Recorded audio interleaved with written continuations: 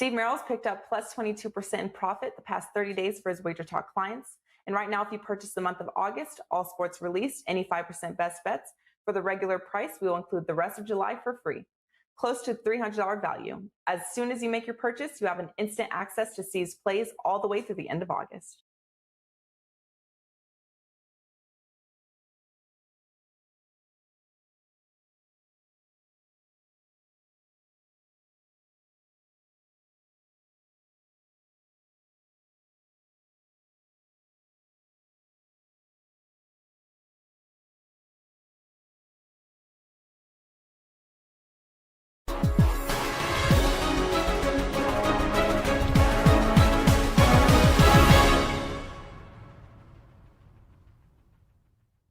Steve Merrill's picked up plus 22% in profit the past 30 days for his WagerTalk clients. And right now, if you purchase the month of August, all sports released, any 5% best bets, for the regular price, we will include the rest of July for free.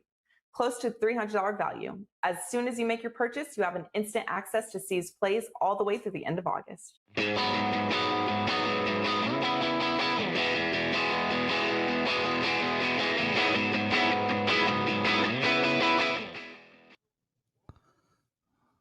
Welcome, everybody, to WagerTalk Today. It is July 14th, Tuesday. I'm Lawrence Presman. That man is Steve Merril. And I know, guys, I know. I'm hearing your thoughts. How did Steve Merril get a commercial?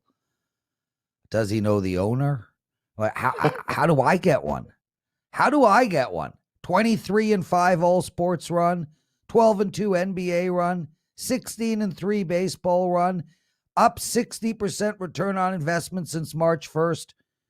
Who do you know, Steve, that I don't? Yeah, I was going to say, I can connect you. I know a guy. I can get you hooked up there.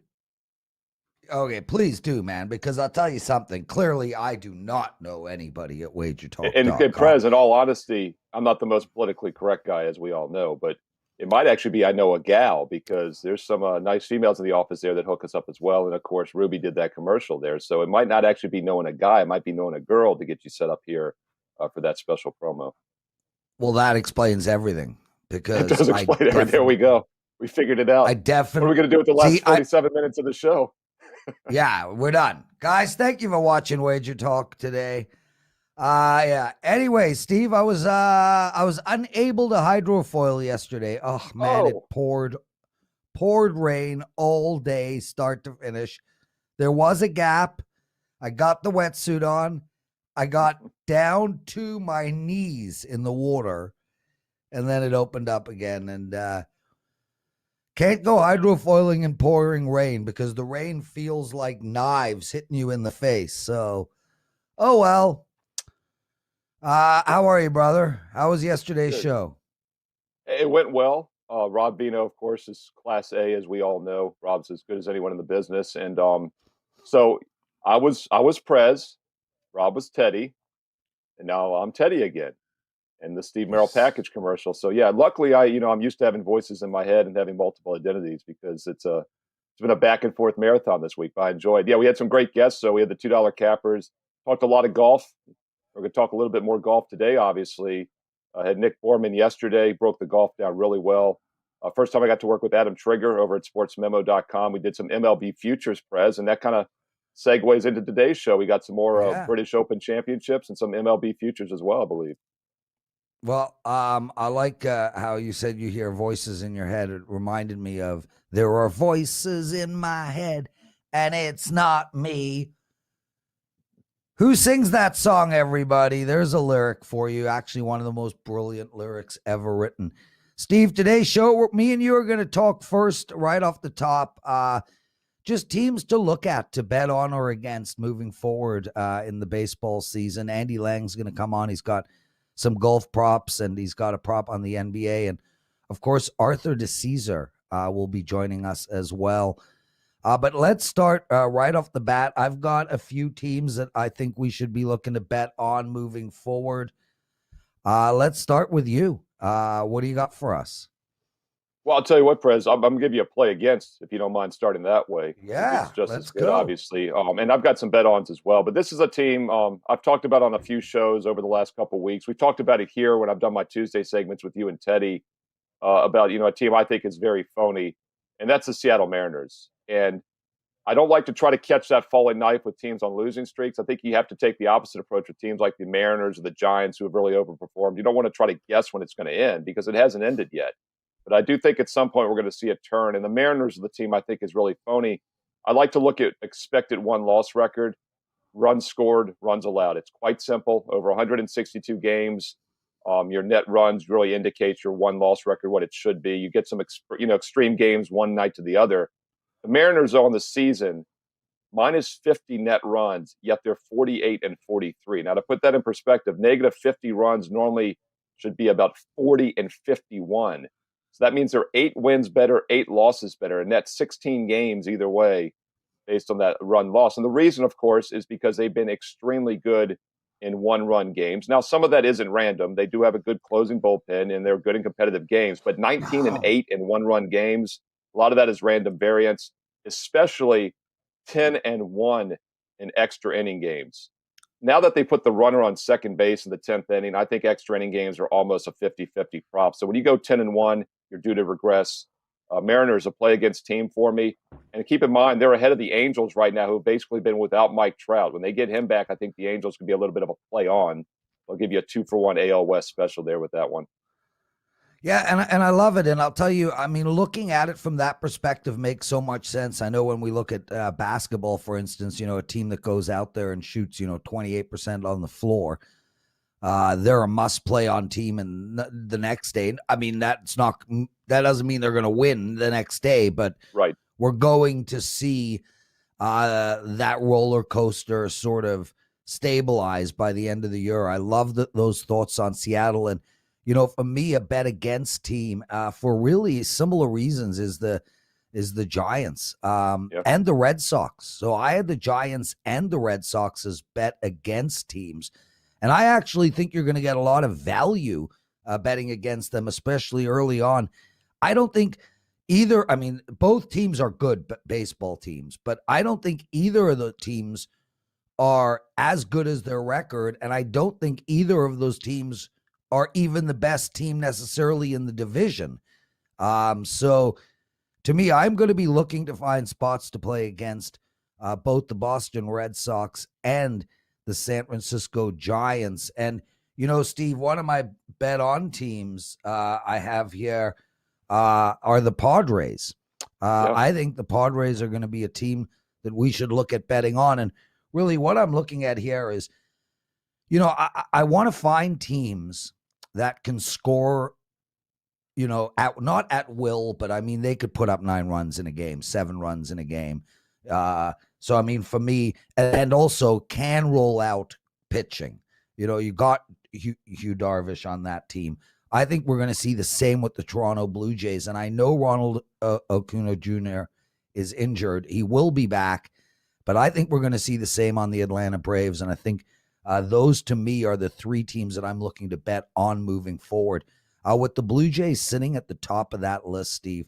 Now, with that said, I actually plan on betting a lot of run lines with those 3 teams. I'm going to be putting in the Milwaukee Brewers, the Chicago White Sox, but I mean, I've really had a lot of success playing run lines with teams that can just roll out really, really strong batting lineups. And, you look at the Blue Jays, Matz is having a good season. Robbie Ray is in the zone.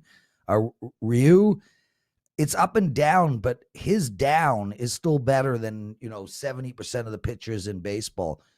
They're trying to fix their bullpen. They've made a few trades here and there. I think the Blue Jays are going to be my number 1 team to look at betting on. I think the Padres will be my number 2 team.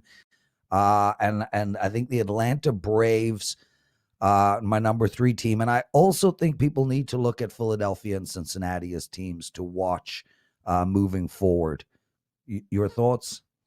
Yeah, we're on the same page on a lot of that, Prez. And I'll just point out one thing we want to talk about also is, the odds makers aren't always right, but it's a pretty damn good barometer. So you still want to look at the Yeah. preseason ratings for these teams. And keep in mind, the Padres, the Dodgers are favored, of course, the defending world champs, but the second overall World Series favorite in all of baseball was the Padres in the same division, yet they're sitting third right now in their own division, and the Giants are Yeah. ahead of both of them, as you mentioned. So I do think you have to look for a time for the Giants to regress, as you said. Adam Trigger yesterday, that was one of his two future plays, was the Giants not to make the playoffs at plus 550. Now, obviously, that's a big flyer, but I got where he was going with that. But Adam's other play on the show yesterday, Prez, was also the Blue Jays to make, I believe it was to make the playoffs. I think it like plus money, I think is what he gave out. And we've talked about the Blue Jays a few times, Rob Vino and I on some other shows. Their second best run differential in their division. They're the fourth best run differential in all of the American League. Yet they're tied for third and only a half game for being in fourth in their own division. Yet they have the fourth best run differential in all of the AL. So yeah, the Blue Jays definitely have some upside. I agree with you on the Red Sox. They have the third best run differential in their own division, yet they're leading it. Same thing with the Giants. And as I mentioned earlier, I'll give you the Angels as a play-on team. Mike Trout's been out of that lineup, and they've still figured out a way to be one game above 500 heading into the All-Star break. We've seen Ohtani.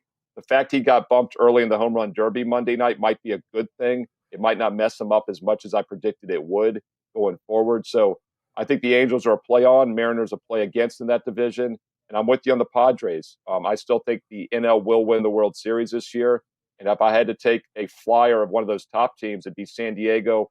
My two long shots, as I've mentioned, have been Milwaukee and New York, just because they got great pitching staffs. If they can win their divisions, Milwaukee and the New York Mets would be great future plays as well for the World Series. Steve, while you were talking, I was just looking at this amazingly talented NL West, Giants, Dodgers, Padres. Giants 57-32, Dodgers 56-35, Padres 53-40. Giants plus 375 to win the division. Yep. Dodgers minus 240. Padres plus 450. The Padres are not that far out of it, and they got a lot of games still to play against both of those teams.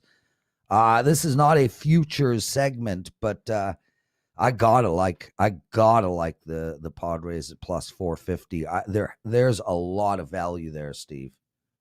Well, I'll do my Teddy moment here. We've gone about 9 minutes in, so the over/under was 9 today. But what do you mean it's not a future segment? We're talking about future value on these teams. So yeah, I think it is though. I mean, play-on teams can also be win the division, win the World Series. So I think it's the same thing we're talking about. And one other thing I'll point out about the NL West here as we wrap this up is that the Dodgers have the best run differential, okay? They're still the favorite, but I wouldn't lay 240. There's some issues there. Let's keep in mind the whole spin grip thing has started with Trevor Bauer. Now he's got off-field incidents. He's been suspended.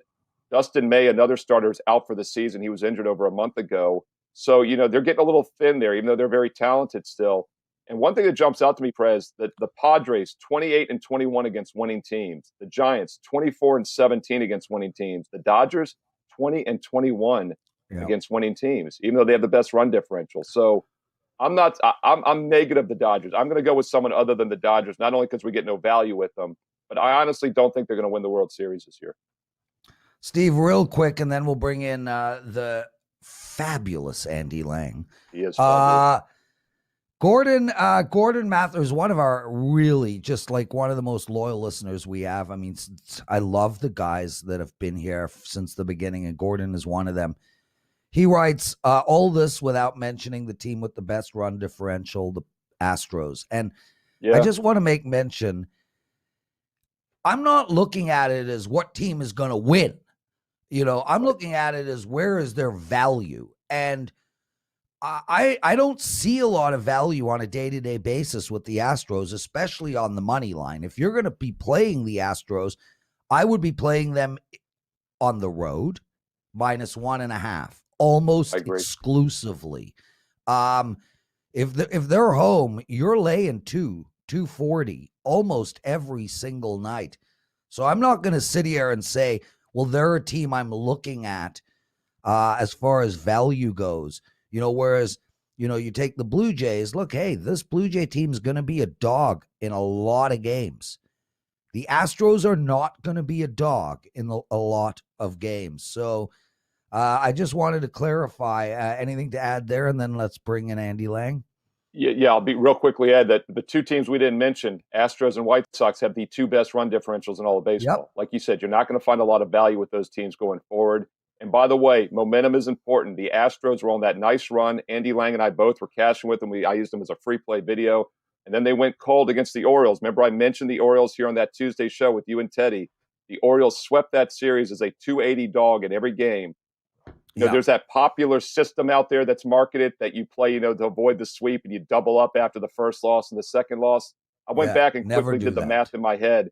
If you did that with the Astros in that 3-game series, you would have lost 38 units in 3 days because they were like minus 300 something on every game. Oh, it's a bad martingale, and numerous reasons why you don't martingale. But the martingale needs to be retired. And as far as the White Sox go, and I know we're going on, but they're different to Houston because the White Sox don't have the Houston pedigree in the sense that the Houston lines are inflated every single night.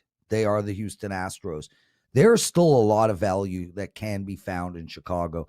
I mean, I played Giolito last week. I think he was only minus 147 or something. So you are finding at least bettable lines with the White Sox. That you don't have to run line it. But with Houston, it's run line or nothing. And I got no problem if you run line that Houston Astros team, that's for sure. Let's bring Andy Lang into this conversation. Andy, with no notice, would you like to add your thoughts to what we're talking about?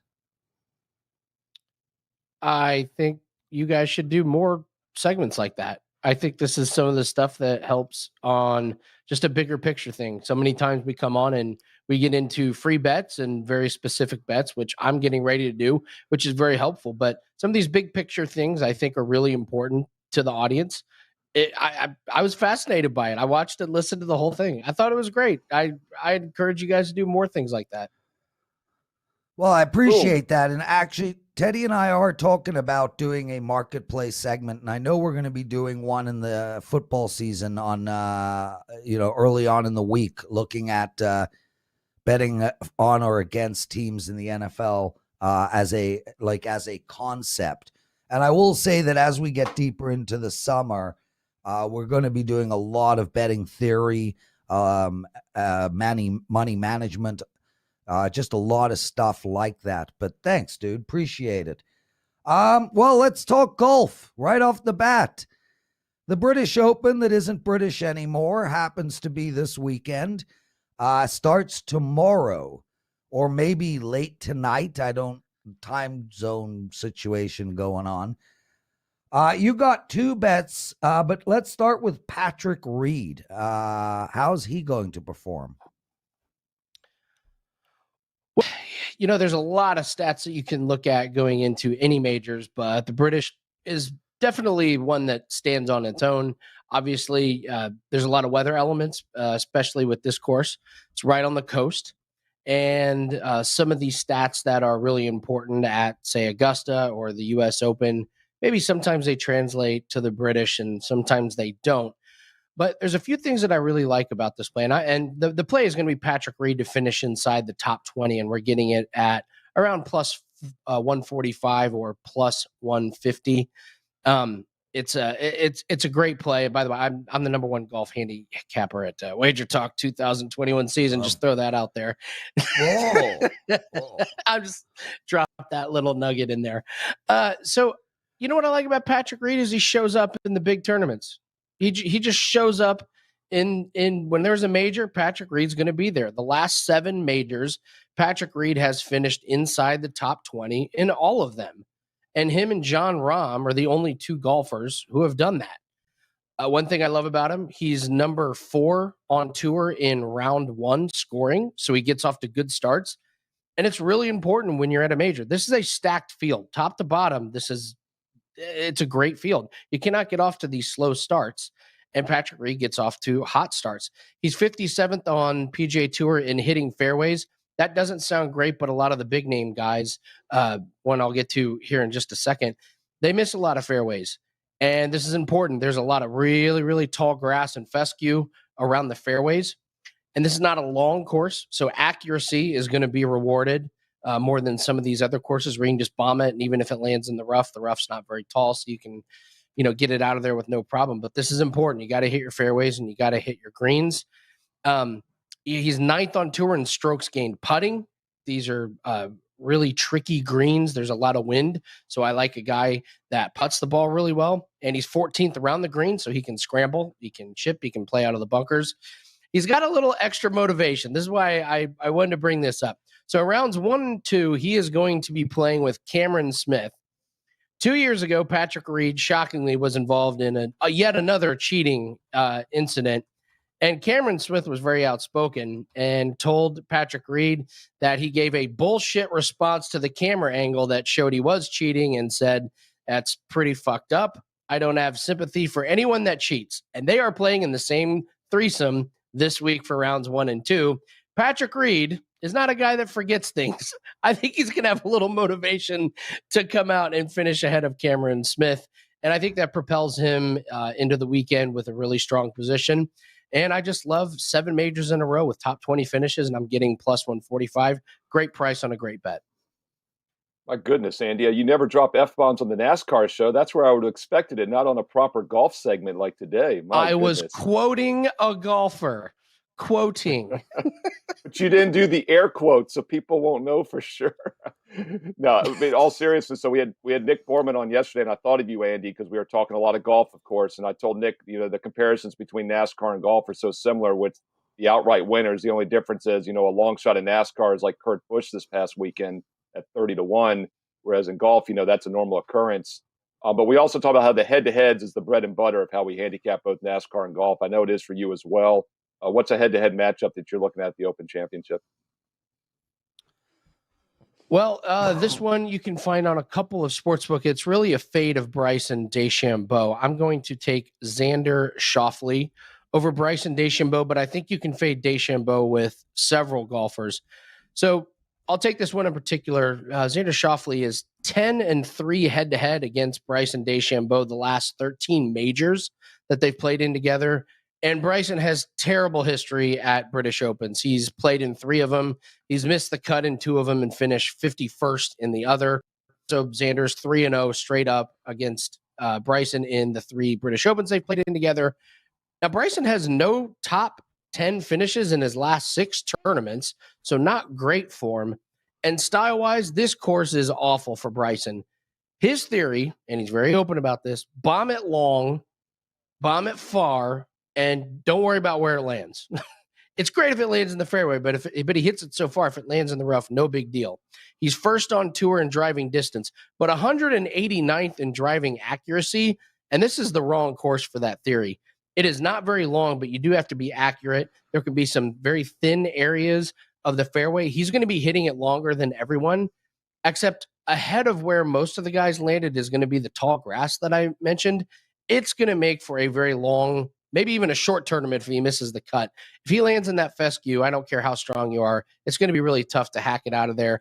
Xander is 11th on tour in strokes gained putting, so I get an advantage in accuracy off the tee as well as on the putting green. And this is not a good tournament for Bryson. The wind is going to affect him when he drives the ball that long and the ball's in the air. You're going to get 25-mile-an-hour winds. Bad matchup for Bryson against this course. I'll take Xander over DeChambeau. Andy Lang, everybody, the #1 golf handicapper at WagerTalk. And Andy, we're going to talk NBA, but first, what do you have to promote? Well, the British Open pack is still up. You can use the promo code British20 for $20 off. I'm finishing the card today. You're going to have DFS lineups. You're going to have all the head-to-head matchups from offshores as well as DraftKings and FanDuel. It's anything you need to make money off the British Open is going to be in there. There's already a miss the cut prop. There will be 2 more in there. So you're going to have props, finishing positions, DFS, full tourney head-to-heads. And also this package is live all the way through the tournament. So if you get it now, you'll also get daily head-to-head matchups. So there's a daily head-to-head that I like for Friday's round or Saturday or Sunday. That's all included. And use the promo code British20 for $20 off. It ends up being $19. It's a great deal. This is a great tournament to bet on. Awesome. We should be doing really well. We're up 88 units in golf this year. Excellent stuff. The Novak Djokovic of golf betting right there, Andy Lang. Andy, we got a prop in the NBA. There is a game tonight, game 4. We're not going to be doing well, we're going to talk to Art about it for sure, but I'm in play tonight in that NBA game, so I'm just going to stay mum. What do you got for us? Yeah, don't forget about the NBA game tonight. I'm up plus 20 units in NBA playoff props the last 30 days. So this has been a really positive investment for portfolios. I'd take Chris Paul over 21.5 points. After the game 3 loss, Chris Paul's got to be motivated. He's got to take the onus on himself to score a little bit more. He's gone over this total the first 3 games. In 2 of them, he scored 32, 23, and then he came under his total with 19 points. The 19 was last game. He had less minutes. He played less minutes due to the blowout by the Bucks. It also caused him to shoot less shots. He only took 14 shots compared to 19 and 20 the first 2 games. He's the point guard. He gets to decide who shoots the ball. I'm going to expect a really, really good effort from him tonight. The Suns have been one of the best teams in the NBA, straight up and against the spread, coming off of a loss. So I'm expecting as a team for the Suns to have a really good effort tonight. And if the Suns play well, Chris Paul is going to play well. He really just missed going over his point total last game by 1 3-point shot. I expect Paul to get full minutes and full points in a really close game. He's going to get more shots, and he's going to score over 21.5 points tonight. Outstanding stuff, Andy Lang, everybody. One of the best guests on WagerTalk Today, a regular with us, and a man who will be on the NFL presidential address all year long. Andy, thanks, brother. Enjoy the golf. Enjoy being young. Get out of here, man. Quick break, everybody. We got Steve Merrill's big game breakdown and Arthur DiCesare coming up. The Tokyo Olympic Games are finally here. Borman is covering the Olympics with his favorite sports, soccer, both men and women's, golf, and tennis. This package runs from the first women's soccer match kicking off on July 21st through the men's final on August 7th, and you'll get every pre-release from Borman for the duration of the package. As a free bonus, you will also receive all MLS plays as well as 2 other PGA Tour events. Get 18 days of all sports action for just over $5 per day.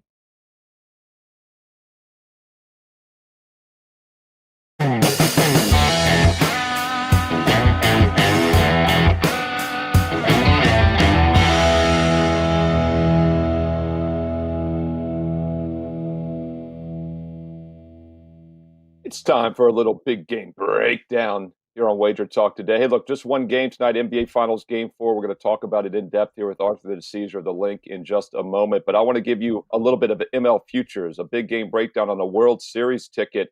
We kind of touched on this a few minutes ago with the opening segment on play against teams. But one team we didn't dig into too much was the Milwaukee Brewers. And while I don't necessarily think they're a play on or play against in the regular season, I do think they're worth a little bit of a flyer on a World Series ticket at 12, 13 to 1, which are the current odds, if they can make the playoffs. And it's become a little bit more of an if because the Reds got to them a bit over this past weekend. And Brewers only about 4 games up in the standings here as we head past the All-Star break. But I still think they're in control of this division. The Brewers and Reds, it's really a 2-team race, rather. Cincinnati, the Cubs and the Cardinals, rather, 8 games back. Both are likely to be sellers in the near future. So I do think Milwaukee wins this division. And when they do, they get into the playoffs. They don't have to worry about that one-and-done wild card game. And they're going to be a very difficult team come postseason action with that pitching lineup. We've got Burns, who took the loss in the All-Star game last night. Just 1 inning, doesn't mean much. Woodruff, who was a guy I was a little worried about with the spin rate debacle about a month ago, but he has continued to pitch well. And then a good third starter in Peralta. But with Burns and Woodruff, though, going 5 or 6 games out of every 7, the Brewers are going to be a very difficult out in postseason play. Now, the offense has been suspect at best this season, but I still believe pitching and defense wins championships. Brewers look like they're going to win this division. They still have a slight lead. And when they make the playoffs, I think they're going to be as dangerous as anybody. So there's some value with the Milwaukee Brewers at 13 to 1 to win the World Series. The other team I was with Mets, they're around 9 to 1. Obviously, Jacob deGrom going 3 or 4 out of 7 games is really dangerous. Stroman has been good as well. But the Mets have a much tougher division. And you look at that AL East right now, there's literally 4 teams in there battling for the win. They're all within 6 games. And then you look at the Miami Marlins, 9 games out. They have the second best run differential, better than the Mets in the division. So I'm not sure the Mets can hold on there. Therefore, I think the Brewers are the safest World Series ticket out there right now. Milwaukee Brewers, 13-1 to win the World Series if they can make the playoffs. But I think they do it. I think they're going to be very dangerous in the postseason with that pitching staff. That's an advanced big game breakdown, but you can play it now and enjoy it for the rest of the season, the next 4 months. Prez, back to you. Steve, it just makes so much sense what you're saying. I mean, you look at the odds, and the Dodgers are plus 400, San Diego plus 800.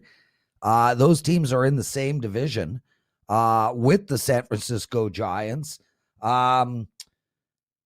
Brewers are plus 1,200. They're minus 700 to win the division. So they're winning that division. They're going to be able to set their rotation up before. They're not going to be a wild card team like either San Diego or the Dodgers. That bet just makes so much sense, except for the fact, and I know this is hardcore betting analysis, they are the Milwaukee Brewers. They got a great logo, though. I love that logo. I think the New Jersey Devils is the best logo in the entire world. Let's ask Arthur DiCesare. Art That's a good DiCesare, question. who's got the best logo on the planet, Art? Oh man, that's a tough one. You know what? I'm kind of with Steve. I like that Brewers with the glove and the ball, old school, like Robin Yount, Paul Molitor type thing. Yep. Best logo in sports. Oof. You know what? I'm going to be a homer here and say just the standard interlocking NY of the Yankees is the best logo in sports. There is something to that. LA Dodgers is No. simple as well, but there's something clean about that. I get where you're going with that. No. By the way, the Montreal Anyway. Expos Prez would be a close second. Expos would be a close second. And maybe I'm pulling my Dave Sherapan because he's worn those hats on Wager Talk Today a few times. The old school, Okay. the old school Brewers, the old school Expos. Wait, sharp. Wait. Do you even know what the Expos logo is? Yes, I know what it is. Go ahead. Regale us.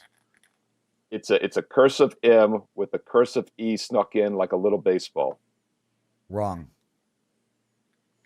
It's a cursive ELB for the name of his daughter, Eleanor Leora Bronfman or something. That it I is did not an know. ELB. Go look, dude. Go look. It does look like one. Go look. It's I need to use named the after Google. his daughter. It's not even relevant to Montreal. There's no M in it. It's just, it is well done in that sense because astute people like you don't even know what it is. So ultimately that is, I guess, does demonstrate the brilliance of that logo. Art DiCesare, man, I love having you on every Wednesday. Just an amazing guest. Let's start with the All-Star game. What kind of action do you take on that? Did you win? Did you lose? Give us something. Yeah, Prez, as far as the All-Star game goes, I would say, it's crazy to say this. We probably took more. It seemed like there was more action on the home run derby. It seemed like people were more into betting on the home run derby on Monday. I think a lot more people were taking the over yesterday, figuring it's Coors Field. It's going to be an over thing. I don't want to say one way or the other if it was AL or NL. I think that was pretty split. Obviously, the total went up a little bit before, it went from 10.5 to 11. So your total ticked up half a run. So there was probably more people on the over. The home run derby on Monday, though, man, I'll tell you, got a lot of action. People were into that home run derby. So, we had the matchups. Obviously, you could bet to win. And, people like the long ball. You remember that old commercial, chicks dig the long ball. So people were definitely into the home run derby. A little bit more quiet yesterday. But, it's really nice that we have the NBA game today because normally this would be a day where you literally have no sports. So we're in a little bit of a different system right now. So it's really nice that we don't have, a no sports day. We actually have something we can talk about. Yeah, Art, all that jumped to mind is I've never met a woman in my life who likes a long ball. Like, Oh boy. why? And what do they even do with it? It gets in their way. It hits them in their chin. Like it's not for them, Ohtani. My goodness. not for them. Hey, Art, Steve, real quick. I was going to ask her real quick, how much liability did you all have on Ohtani in the home run derby, especially from the LA crowd on Monday? Oh yeah, absolutely, Steve. Ohtani was definitely our biggest liability. I don't think there was going to be any surprise there on that. Ohtani's been the best story of baseball. There's been others, and Tatis and Vlad, and all these great young players. But when you're seeing Ohtani basically go off at plus 150, maybe plus 200, depending on where you got it. It's tough. It's an 8-man field. You're gonna have to win 2-3 rounds. Usually, someone gets tired. And listen, Ohtani gave it his best. He obviously had to go into double overtime. But yeah, we definitely had the most tickets on Ohtani, so Ohtani going out in the first round was a positive for us, So yeah, Ohtani was definitely the number one ticket count and the biggest liability for us. Steve? Yeah, well, I'll tell you, let's transition to the NBA. And as you said, Art, it's nice to have a game night. This is usually the one dark day. And that, like you said, the home run derby gets a lot of action because it's the only game in town on Monday. But I would imagine tonight's game is going to get as much, if not more so, because it's the only NBA game, no baseball. Give me a big picture takeaway of the NBA Finals so far. I mean, has this been a heavily bet series? It's not necessarily two big markets, but it seems like it's a competitive series, and that's probably pretty good for the books as far as wagers. Yeah, Steve, I think you hit it right on the head. Yeah, it's not the glamorous, series that we all wanted where you got a Lakers in there or Brooklyn in there or even a Clippers. So, you got smaller markets. But, I said this on the show probably a week ago. The Phoenix fan is out and alive, man. They have been out. I've never seen so many Suns fans in my life. Obviously, we have a proximity to Arizona. So you've seen a lot of Arizona people come in and bet their Suns. But I think it being a competitive series has helped. I think, these games can go either way. Obviously, the favorites have covered the first 3 games and won the first 3 games. When you look at Game 4, we opened Bucks minus 3.5. It's gone to 4.5. So you've seen a point move on the Bucks. Buck money coming in. Total's gone from 220 to 221. First 2 games went over. Depending where you got Game 3, it either pushed or slightly went over or slightly went under. So, these kind of been razor sharp as far as the totals go. And like I said, first 3 games have been, favorite winning and covering. So I see why the buck money has come in. I think if you're a Suns backer tonight, maybe you look at the money line at plus 170. But it should be a really interesting game tonight. And yeah, I mean, we're going to get action on the game because there's nothing else to bet on. And it is the NBA Finals, so It should be fun. Art DiCesare, everyone. Sports race and sports supervisor at the LINQ. Guys, give us a like, please, man. 160 of you watching. I know it's a slow day, but only 40 likes. Art deserves more than that. So does Steve. Art, let's I'm going to put you on the spot here. You might not have an answer. Fair enough. At the end of the year, I'm sure you and your bosses and staff get together and you look at, where you made your money as a sports book, where you lost your money. I don't know specifically how deep a dive you guys do into that type of a thing.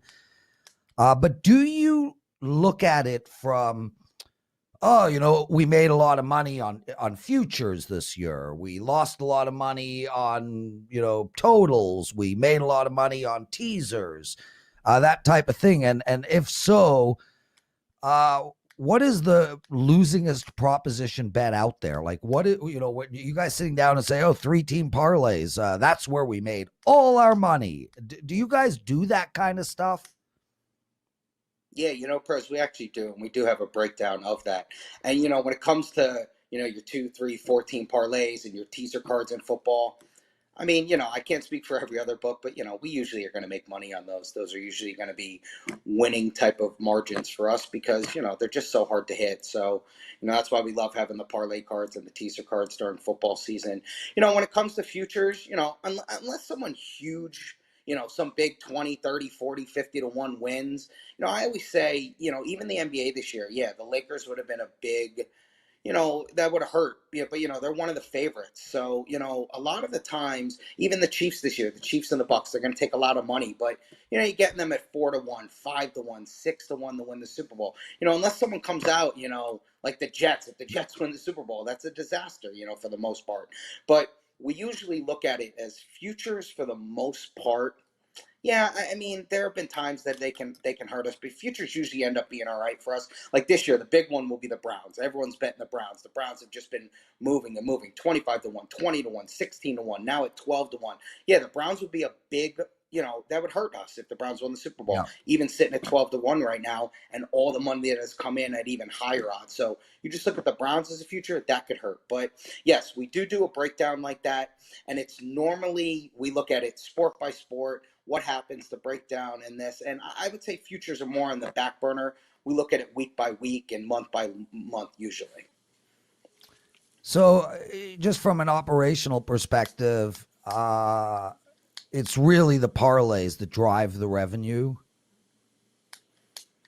Yeah, I mean, I'll say this, especially in football. Football is obviously the one sport where you're going to have the parlay cards and the teaser cards. Those are out every week. We don't have this for baseball or basketball or hockey.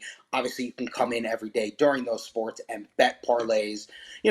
Basketball teasers, do people bet them? Not really. I mean, they're out there. There's a couple guys who will do them here and there. But, yeah, those parlay cards are such profitable things for us because everyone's chasing the big payout. Everyone's chasing the put $5-10 down to, get 150 to 1 payout. And it's just, there's so many people betting those. And it's crazy how, people just love to bet those. They look for the big payouts. Yeah. So, yeah, I would say during football season, those are great money makers.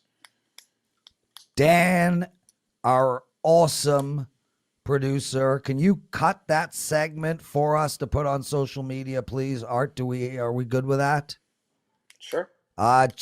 Start it where we ask how the sports books make money, because I think that's probably the best piece of information we have ever had on Wager Talk Today, period, end of story. I don't know how you could get better info. You literally have a sports book supervisor telling you that they make their money on parlays. So next time you want to bet one, remember that statement and understand this. And Art won't tell you this. They're laughing at you. Well, and Prez, it's not just like Art said, it's not because they're hard to hit. The reason is because the house edge is just bigger. It's a mathematical thing, and I don't want to say It's not you, Art.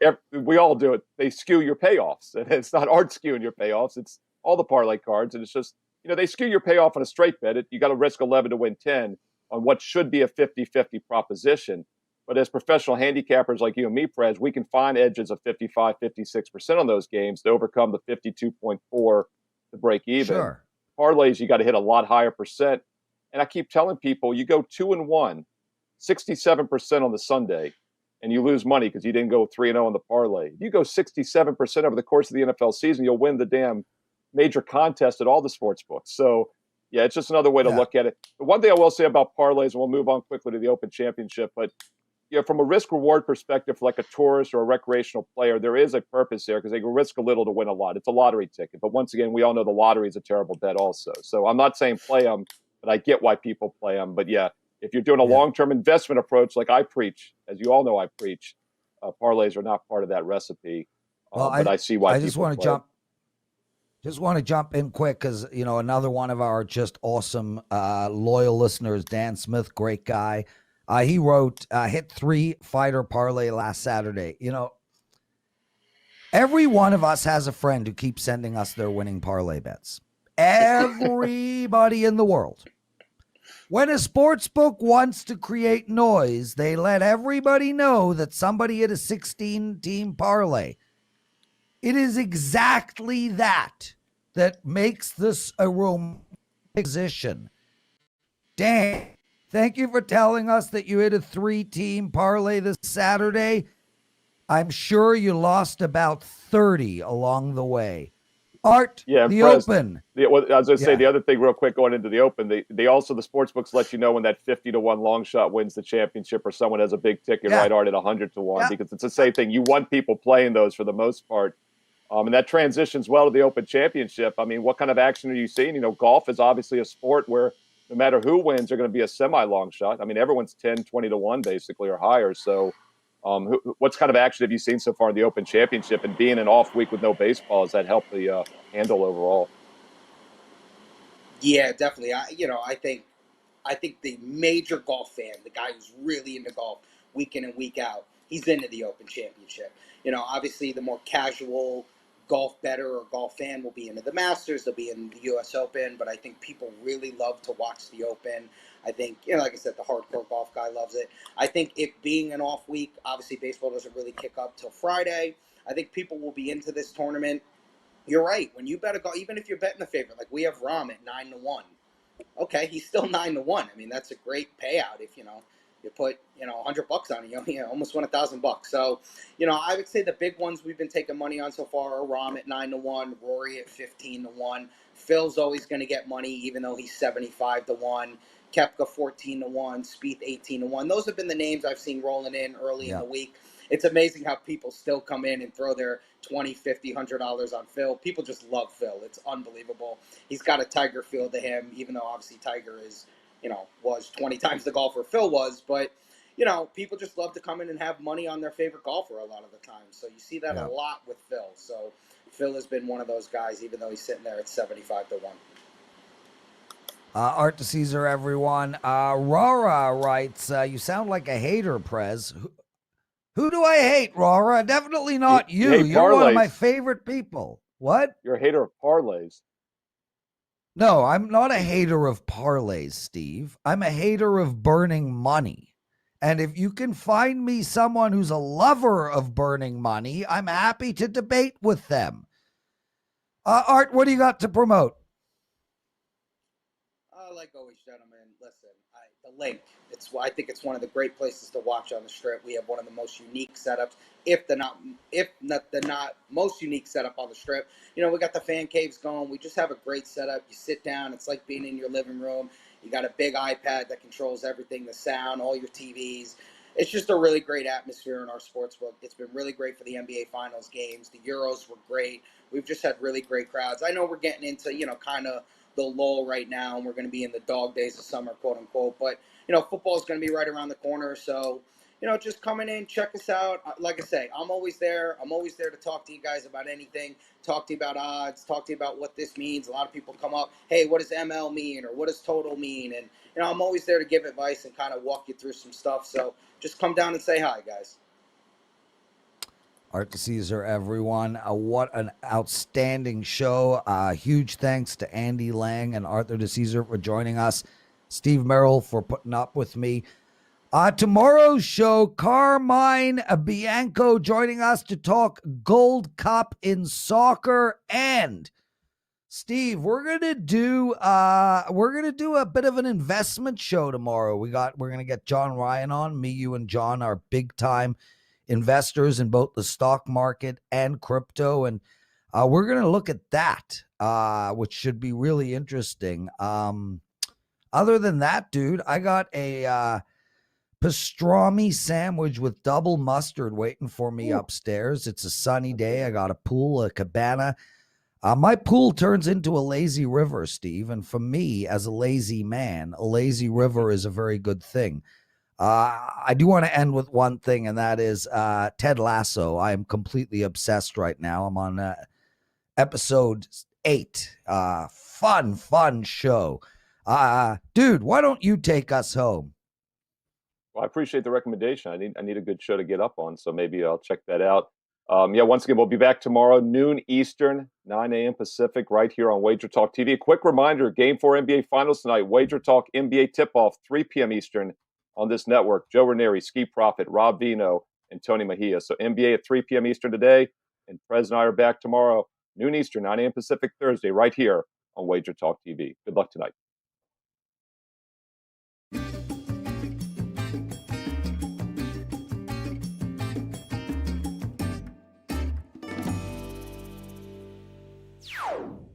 Want to build your bankroll for football season? We have you covered. Most sports shut down during the Olympics, but Major League Baseball will continue. With our summer baseball promotion, you get every MLB release from your favorite WagerTalk handicapper from the start of the Olympics through the first full college football Saturday on September 4th for only $1.99. MLB returns July 15th, and by signing up now, you can get up to 8 days free, dropping the daily price to just under $4 per day. This is the lowest price we have ever offered on baseball, so lock in your handicapper before the cost goes back to regular price.